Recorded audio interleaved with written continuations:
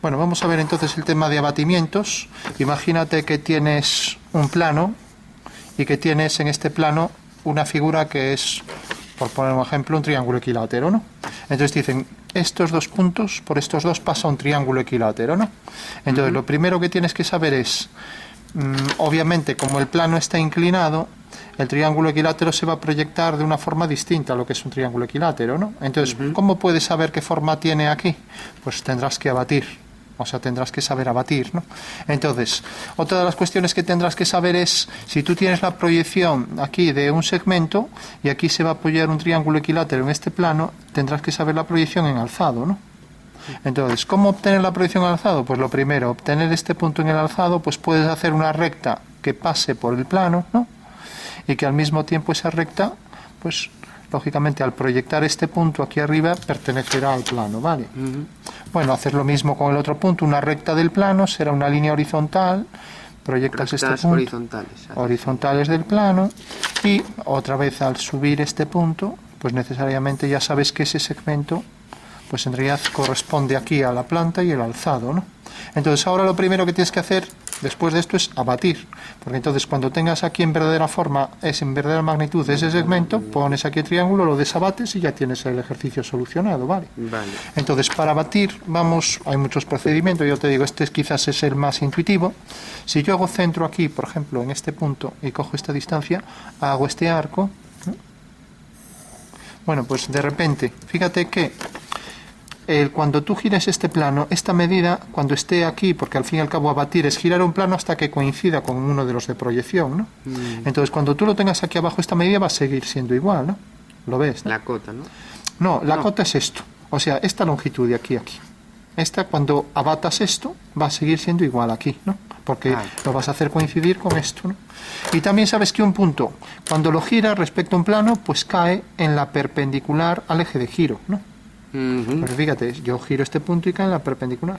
Entonces lo único que tendrás que hacer es, por la proyección del punto este, que llamaremos a su 2, haces una línea perpendicular y ahora corta aquí, por lo tanto el plano abatido vendrá por aquí, ¿vale? Esta no sería la traza de la recta horizontal. Esta es la traza de esta línea, ¿vale? ¿De acuerdo? Pero tú he cogido este punto como pude coger cualquier otro, sí, y entonces de lo que se trata es de abatir el plano. Un ejemplo de... Sí, entonces, ¿qué consigo con esto? Primero, quiero saber, una vez que abato este plano, dónde va a caer, ¿no? ¿Y cómo lo sé? Primero, porque esta distancia, cuando haga el abatimiento, va a ser igual aquí. Ya que si giras el plano, vamos a verlo, lo podemos construir en 3D. Entonces venimos aquí y verificamos que esto es cierto. Entonces vengo aquí, recorto el plano y ahora verifico que efectivamente este es el plano abatido. Lo voy a cortar por aquí y así. Bueno, y ahora doblo por aquí, comprobamos que efectivamente ese es el plano, ¿me entiendes?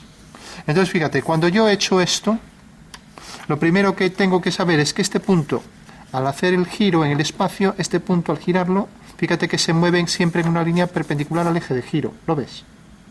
O sea que ya sabes que este punto va a caer en la perpendicular al eje de giro, ¿de acuerdo?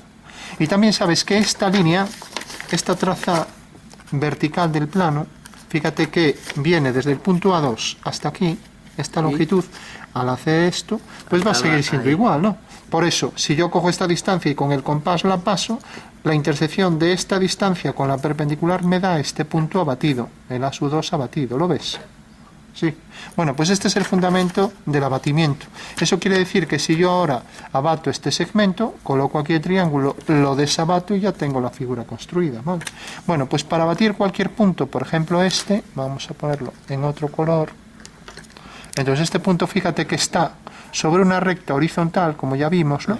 Entonces, como la línea horizontal es, fíjate, esto que queda aquí, ves aquí este punto.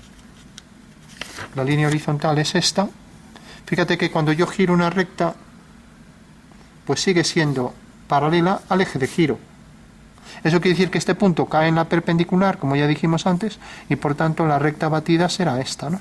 O sea que la recta abatida será esta. ¿Vale? ¿Lo ves, no? O sea que, fíjate que si yo abato esta recta, pues este punto cae en la perpendicular, entonces corta aquí, y ahora hago una paralela a esta. ¿Vale? Pero esta es, o sea, esta es paralela a esta. Claro, y al pero eje de giro. ¿desde dónde haces Esta línea, pues fíjate, hasta que este llegue punto, a la claro, este perpendicular, punto, ¿no? como decíamos, en el momento en que giro esto, pues como esto cae en la perpendicular, donde me corte aquí a la traza, Claro, donde te corte trazo ahí aquí la paralela. paralela, ¿no? Y eso lo hago con todos los puntos. Eso quiere decir que ahora este punto también cae en la perpendicular, por tanto su abatimiento es este. El abatimiento del punto M es este. ¿Qué quiere decir? Que siempre cuando tengamos un punto, para abatir lo único que hay que hacer es rectángulos, nada más. Entonces yo, por ejemplo, por este punto hago este rectángulo y ya tengo otro punto batido, ¿vale? Eso quiere decir que el segmento que tengo, vamos a coger aquí otro color, el segmento, este segmento en verdadera forma, en verdadera magnitud, para ser más exacto, ya que es una longitud, pues es este, ¿vale? Y esto, si fuera de acetato transparente, si lo pones aquí en su posición real, visto desde arriba, tiene que ser eso, ¿me entiendes? Igual que visto frontalmente, tiene que ser eso. Tú lo único que haces con el abatimiento es este plano en el espacio, lo que haces es pasarlo al plano, ¿vale? Entonces, una vez ya que lo tienes en el plano y lo has proyectado, dices, no, ahora hay que hacer aquí un triángulo equilátero. Bueno, pues vienes aquí, dibujas el triángulo equilátero, ¿vale? El triángulo tiene el vértice aquí, ya sabes que el triángulo es este. Bueno, pues lo único que hay que hacer es este último punto, pero ya tienes dos, ¿no? ¿Y cómo haces el último? Pues como hicimos todos, haciendo rectángulos. Entonces, si tú haces el rectángulo aquí, siempre el rectángulo es tal que esta línea es paralela al eje de giro, esta es perpendicular al eje de giro, esta es perpendicular al eje de giro y donde corta aquí es paralela. Por lo tanto, ya tienes el tercer punto. Este es el triángulo. Que visto desde arriba tiene que ser exactamente, o sea, si lo vemos desde arriba tiene que ser eso. Porque es la proyección de esta figura sobre ese plano, ¿no? Y por último, este punto, ¿cómo lo subes arriba? Pues siempre aquí hacemos lo mismo, hacemos una vertical, aquí otra vertical, y donde corta aquí hacemos una horizontal. Por lo tanto, este es el triángulo en alzado, ¿vale? Y puedes comprobar que si tú prolongas esta línea y prolongas esta línea, se corta en el mismo punto. ¿Por qué? Porque en realidad es una recta de ese plano que has girado a partir de ese eje de giro, ¿no? Con lo cual ya tienes la solución al abatimiento de una figura. O sea, el problema sería, se trata de construir un triángulo equilátero que pase por estos dos puntos, ¿no? Entonces, abates el segmento, colocas el triángulo equilátero y lo desabates, con lo cual ya tienes la solución. Bueno, pues este es el procedimiento para hacer el abatimiento de un plano oblicuo, ¿vale?